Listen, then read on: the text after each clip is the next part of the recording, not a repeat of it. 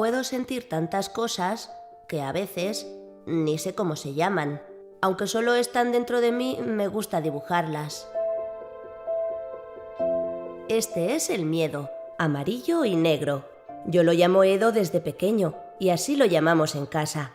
Lo imagino como un gigante con brazos alargados.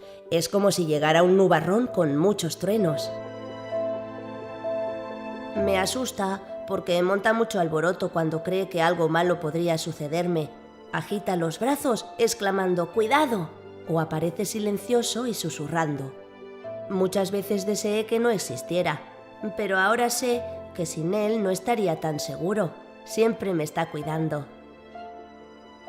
Mi madre me dijo una vez que cuando creía que los monstruos existían de verdad, Edo estaba alborotado, pero cuando le dije muy convencido que todo eso era fantasía, se quedó tranquilo y callado, porque lo que no existe no puede hacernos daño. Me lleva tiempo convencer a Edo de que nada terrible va a pasarme. Para los mayores es muy fácil decir, no tengas miedo, pero no es tan fácil convencer a Edo. Mi Edo es un poco raro. A veces lo mejor es hacerle caso y otras hay que hacer justamente lo contrario, atreverse.